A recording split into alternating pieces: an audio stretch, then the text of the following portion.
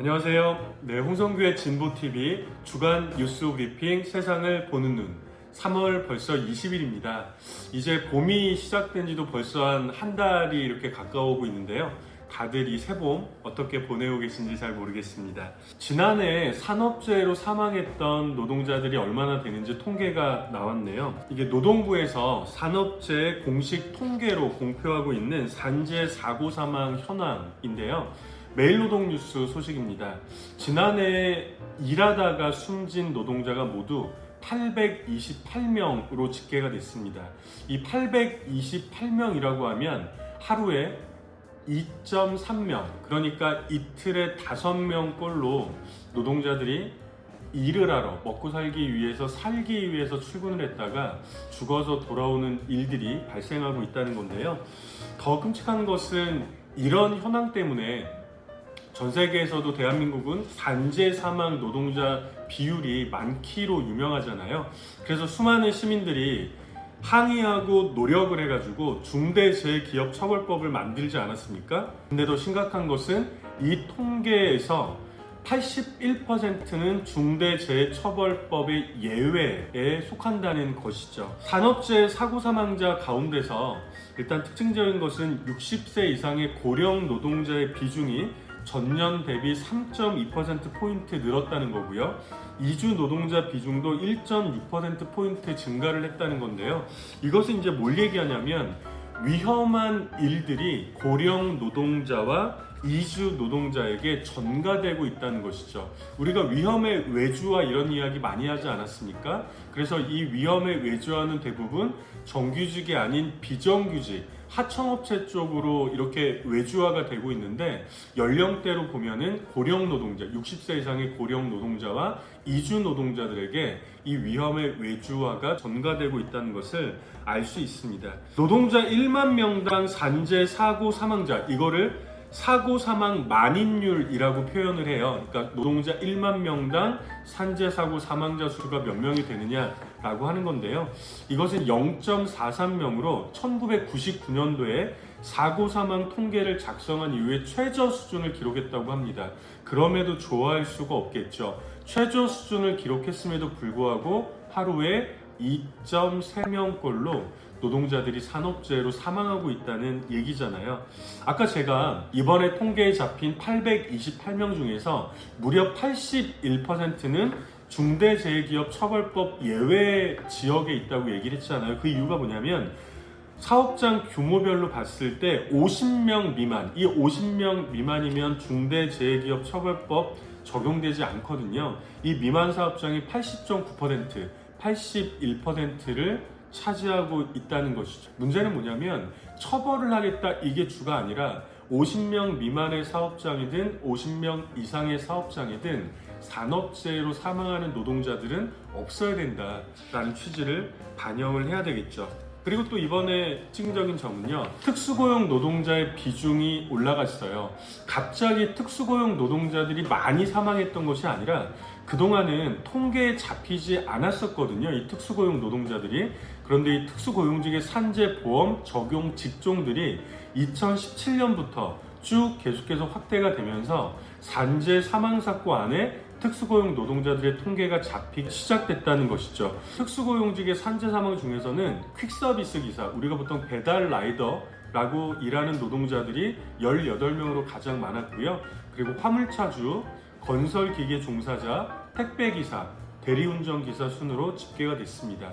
물론 이 노동부에서 통계로 집계한 이것도 정확한 수치라고 볼 수는 없어요. 왜냐하면 어떤 한계가 있냐면 이 공식 통계로 공표하는 현황이 산업재해 발생일 기준이 아니라, 즉 노동자가 사망했을 때 시점을 기준으로 해서 통계를 잡는 것이 아니라 사고 사망자에 대해서 근로복지공단에서 유족급여로 지급한 날짜로 기준을 한다는 것이죠. 이 얘기는 뭐냐면 산재 사망으로 공식적으로 인정이 된 사망자들만 통계에 잡히고 있다는 것입니다. 예를 들면 업무상의 재해 여부를 놓고 법적 다툼이 있거나 산재보험이 적용되지 않으면 업무상 재해라고 하더라도 이 공식 산재 통계에 잡히고 있지 않은 것이죠. 그리고 제가 아까 사고 사망 만인율 말씀드렸잖아요. 10,000명의 노동자들 중에서 몇 명의 노동자들이 산재 사고로 돌아가시고 있는지. 근데 이 통계도요, 전체 노동자가 아니라 산재보험 적용 노동자 대비 사고 사망자 수로 집계를 한다고 합니다. 많은 노동자들이 있지만 이 노동자들이 다 산재보험 적용을 받는 노동자들이 아니라는 거죠. 이 적용의 기준들을 훨씬 더 확대를 해야 되겠습니다. 지난주에도 제가 이 산재 사망과 관련해서 말씀을 드렸습니다. 화물용 승강기에서 추락해서 돌아가셨던 청년 노동자 고 김태규 노동자의 작은 할아버지가 지난주에도 이 화성에 있는 건설 현장에서 지게차 운전을 하시다가 돌아가셨잖아요. 이분도 처음에는 어떻게 했습니까? 산재 사망이 아니라 일반 교통사고로 경찰에서 처리를 하려고 했잖아요. 유족들이 이미 한번 산재 사망을 겪었기 때문에 경찰서라든지 고용노동부라든지 찾아가면서 항의를 해서 이것이 산재 사망으로 인정이 되게 되었는데요. 이런 것처럼 사실은 이 산재 사망 통계에도 잡히지 않는 수많은 노동자들의 죽음이 많이 있음에도 불구하고 이 통계에 잡히는 숫자로만 보더라도 작년에 무려 828명의 노동자가 사망을 했다는 거죠. 우리의 노력과 이 사회의 관심들이 훨씬 더 많이 필요한 사안이 아닌가 싶습니다. 아마 보셨을 텐데요. 이거는 민중의 소리에서 보도를 했던 기사인데 제목이 갈라치기 여전한 이준석, 국민의힘의 이준석 대표를 이야기하는 거죠. 민주당 소수자 정치하면 180석 정의당 된다, 이렇게 비아냥됐다라는 소식입니다. 이준석 대표가 자신의 페이스북에 올렸던 글에서 이렇게 얘기를 했는데요. 민주당이 소수자 정치로 선거 이후에 활로를 모색한다면 180석 정의당, 180석 녹색당이 될 수밖에 없을 것이다 라고 비아냥거렸다는 소식입니다. 진보정당이 노동과 사회 이슈에 넓은 전장을 벌이고 소수자 정치로 간판을 바꿔 달았을 때 결국은 급한 마음에 들이킨 바닷물이 이렇게 이 이준석 대표의 비유를 빌면 체내 염분 농도 밸런스를 완전히 무너뜨렸다라고 이야기를 했습니다. 그리고 또 이렇게도 얘기했습니다. 정의당이 기분 나쁠 수는 있겠지만 적어도 나는 노회찬의 정의당이 더 그립다. 국감장에서 신문지 깔고 누워서 수용자의 인권을 이야기할 수 있는 그 참신함이 내가 좋아하던 정의당의 모습이었다. 결국 권영길, 단병호, 노회찬의 진보정당과 지금의 진보정당은 완전히 달라지지 않았냐 라고 이제 이야기를 했는데요. 일단 하고 싶은 얘기는 정말 많지만 이 이준석 대표가 페이스북에 올렸던 글에서 사실은 두 가지 정도 이야기를 저는 하고 싶었습니다. 첫 번째는 뭐냐면 우리가 그런 얘기 많이 들었잖아요. 통치를 하는 사람들은 끊임없이 갈라치기를 하면서 통치를 하죠. 여기에 맞서는 우리의 방법은 끊임없이 연대를 확장시키면서 이 분할 통치에 맞서야 된다는 거죠.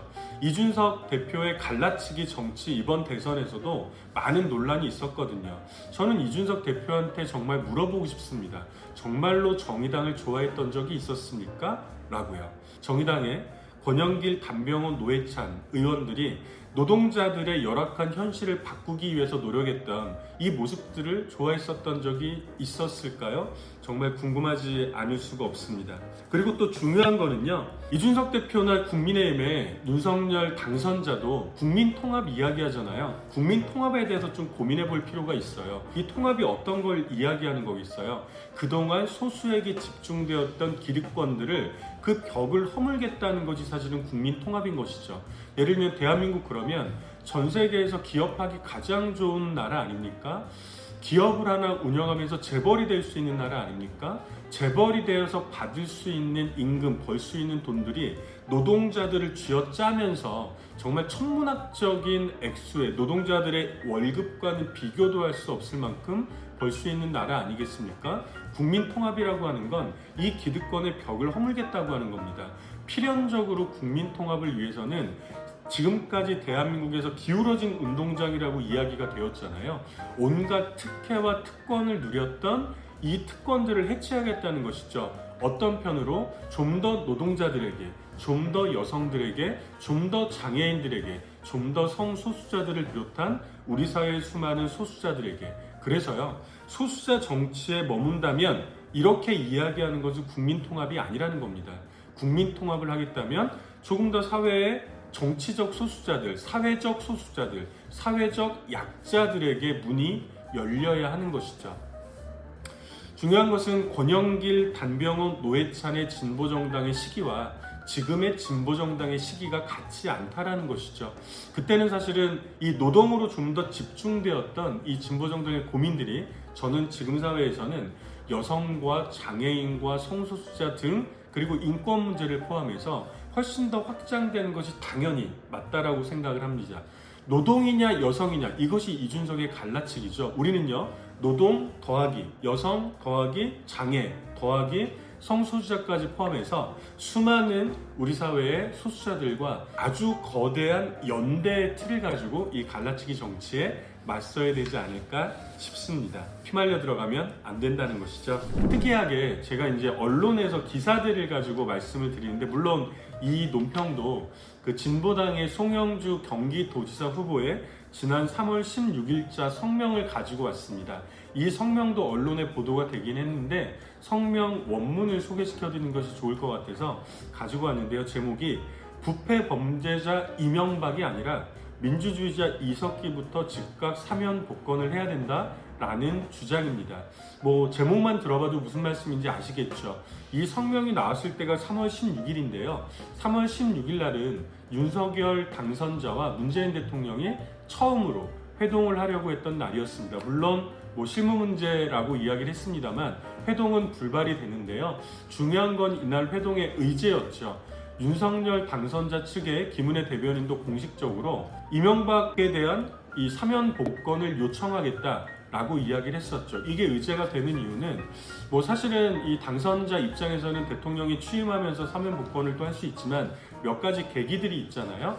5월 10일 날이 취임식인데요. 5월 8일 날이 석가탄신일입니다. 보통은 석가탄신일 즈음에서 또 사면 복권들이 이루어지잖아요. 그래서 이명박에 대한 사면 복권을 요청하겠다 이랬던 것인데요. 송영주 진보당 경기도지사 후보는 이렇게 일갈을 하고 있습니다. 이명박은 그 어떤 정치적 이유로 수감돼 대통령직을 이용해서 뇌물을 받고 치부했던 파렴치한 범죄 행위 때문에 감옥에 간 자다.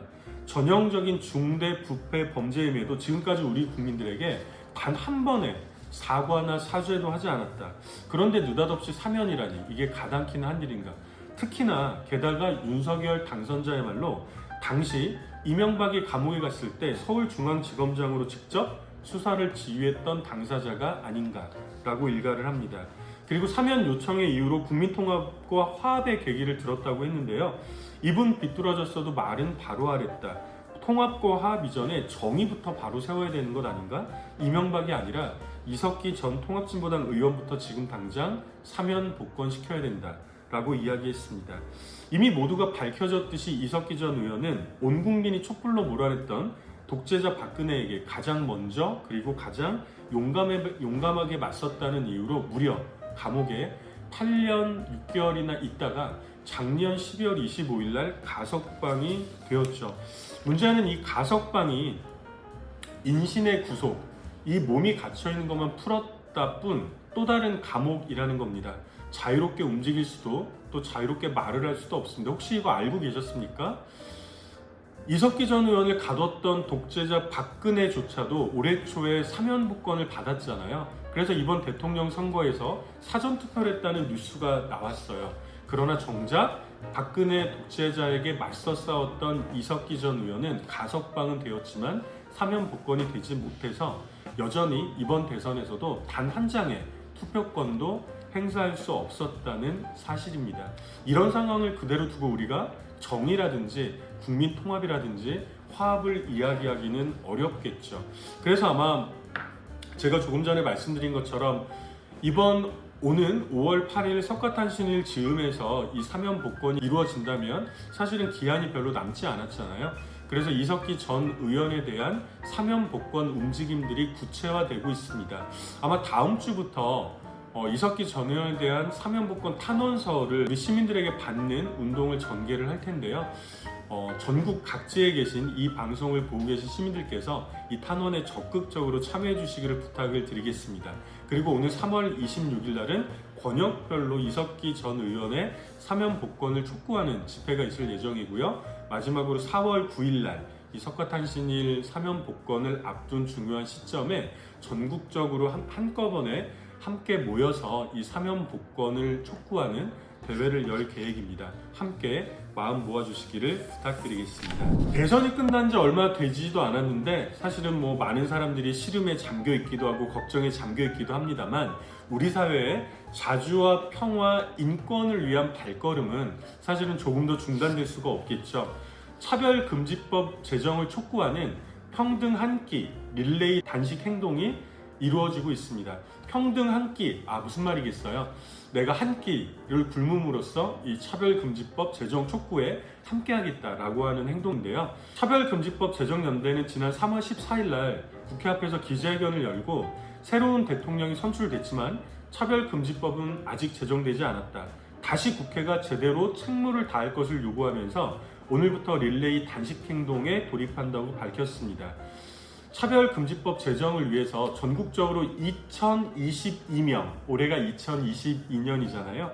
이 2022명이 하루 한 끼 단식을 하는 평등 한 끼 릴레이 단식 행동을 벌이자는 것입니다.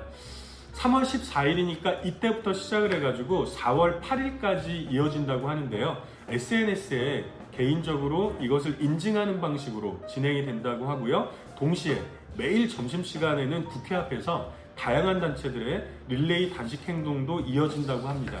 이 평등 한 끼에 참여를 하고 싶으시면 시민들 누구나 동참할 수 있는데요. 차별금지법 제정연대를 치시면 이 홈페이지로 들어가거든요. 그러면 신청할 수 있는 링크가 있습니다. 이 링크에서 누구나 참여하실 수 있습니다. 이날 기자회견에서 차별금지법 제정연대 이종걸 공동대표는 이렇게 이야기했습니다.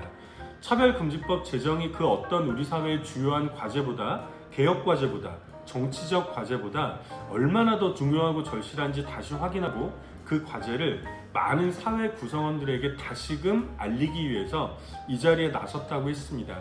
작년에 정말 이 방송을 듣고 계신 분도 많이 참여를 하셨을 텐데 국민 동의 청원을 비롯해서 전국의 시민공청회, 온라인 농성, 평등길, 연내 쟁취 60일가량의 농성 등 쭉 정말 쉬지 않고 이 차별금지법 제정을 위해서 함께 싸워왔는데요. 여전히 정치인들은 우물쭈물 뒷걸음질을 치고 있죠. 우리 시민들이 다시 한번 나서서 이 차별금지법을 회피하는 이들이 그 자리에 다시 설 수 없도록 우리가 행동을 끌어내자라고 호소를 했습니다. 이 방송을 듣고 계신 분들께서도 모두가 함께 참여해 주시기를 부탁을 드리겠습니다. 노동과 인권과 생태와 평화를 위한 40일 순례가 시작이 되었다는 소식입니다. 우리가 모두 알고 있는 문정현 신부님, 길위의 신부님이라고 불리잖아요. 이 문정현 신부님과 평화바람, 기지평화 네트워크, 기후위기 비상행동, 비정규직 이제 그만 공동투쟁, 그리고 조금 전에 소식 전해드렸던 차별금지법 제정연대 등 이 참여 단체들이 함께 40일 순례를 시작을 했습니다. 지난 3월 15일 날 낮 12시에 제주 서귀포시 강정 해군기지 정문 앞에서 이 선언식을 열었는데요. 제목이 뭐냐면 다른 세상을 만나는 40일 순례입니다. 이날 제주도에서 출발을 해서 40일 동안 전국의 여러 투쟁 현장들을 방문을 하고요. 4월 30일 날 최종 목적지인 서울에서 대회를 연다고 합니다. 문정현 신부님과 평화바람은 이번 대통령 선거를 앞두고 40일 순례를 계획하기 시작했대요. 노동의 존엄을 찾는 사람들, 차별을 넘어 온전한 나 자신을 찾는 사람들, 인간과 자연의 연결을 회복하려는 사람들, 그리고 경제성장이 아니라 삶의 성숙을 일구는 사람들, 전쟁 연습이 아니라 평화를 연습하는 사람들, 기후위기 현장에서 정의로운 전환의 씨앗을 뿌리는 사람들, 투쟁하며 미래를 열어가는 사람들을 이 길 위에서, 순례길 위에서 만나면서 이야기를 듣고 배우는 취지의 순례라고 설명을 했습니다. 이날 순례단은 3월 15일 날 선언식을 열고 바로 제주 칼 호텔, 여기도 말씀 들으셨죠? 이 제주 칼 호텔 매각 사태 때문에 여기서 일하시는 노동자들이 전체적으로 해고당하는 이런 문제가 있어서 제주도뿐만이 아니라 전국적으로도 많은 분들이 좀 걱정하고 있고 함께 동참하고 있는데 고용부정 없는 제주 칼호텔 매각 반대 투쟁에 연대하는 것으로 이 순례길은 시작이 됐습니다. 16일 날에는 제주 남방 큰 돌고래 보호구역 지정 촉구 행동을 갖고요. 부산으로 이동합니다. 17일에는 가덕도, 새만금, 제주 2공항 3개의 신공항을 반대하는 기자회견을 열고요. 18일에는 울산으로 이동을 해요. 그래서 아프가니스탄 난민 울산 정착 관련해서 차별금지법 재정연대와의 간담회를 가질 예정이고요. 불법 파견 범죄 집단 현대건설기계 기소를 촉구하고 검찰을 규탄하고 현대중공업 사내하청 노동자들과 함께하는 이 연대 집회도 있습니다. 그 다음에는 경상북도로 이동을 해가지고요. 19일 날에는 코로나19로 인한 아픔의 추모제 기억 연대에도 코로나19 의료공백으로 사망한 정유엽 님의 2주기 추모식에 함께할 예정이고요. 21일 날에는 월성 원자력발전소의 인접 주민 2주 대책 요구 출근 투쟁에도 함께 연대할 예정입니다. 이 순례길에 동행할 길동무들도 모집을 하고 있는데요. 역시 이 기사 확인해 보시면 그 링크를 통해서 우리 시민들 누구나 이 순례길에 함께 하실 수 있습니다. 보시는 분들 모두 함께 해주셨으면 좋겠고요. 문정현 신부님이 이 순례길 선언식에서 이런 말씀을 하셨어요. 저는 가톨릭의 사제로 그동안 불평등한 한미소파 개정운동, 매학리 폭격자 폐쇄, 평택 미군기지 확장 반대, 거짓으로 만들어진 강정 해군기지 반대를 막기 위해서 온몸으로 싸워왔습니다. 80이 넘은 오늘까지 평화를 갈망하며 평화를 지키기 위해 기꺼이 살아왔지만 차별과 불평등, 개발과 군사적 대결로 치닫고 있는 오늘 참담한 마음으로 다시 길 위에 서게 됩니다. 라고 말씀을 하셨습니다. 이날 그 선언식에서는 다른 세상을 만나는 40일 순례 선언문도 발표를 했는데요. 한 구절 정도만 제가 소개를 좀 시켜드릴게요. 천만 비정규직의 시대, 차별과 불평등이 만연한 시대, 기후위기로 생태계 균형이 흔들리는 시대, 평화보다는 전쟁을 연습하는 시대, 누구나 지금 우리가 살고 있는 이 순간을 위기의 시대라고 합니다. 하지만 위기는 누구에게나 똑같지 않습니다. 가장 힘이 없는 곳에서부터 서서히 무너져 내리고 있습니다. 우리는 위기를 기회로 삼고자 합니다. 위기에 직면하고 다른 세상을 향해서 나아가고자 합니다. 다른 세상을, 그리고 먼저 온 미래를 지금 여기서 살며 투쟁하는 사람들 속에서 찾고자 합니다. 우리 각자의 삶이 지닌 무한한 가능성과 힘을 스스로 실천하면서 다른 세상을 선언하고자 합니다. 3월 15일 제주에서 출발해서 4월 30일 서울로 향하는 그 길에 함께 해주시기를 부탁을 드리겠습니다. 라고 매듭을 짓고 있습니다. 함께 해주시기를 부탁을 드리겠습니다. 오늘도 이렇게 5가지 소식 전해드렸습니다.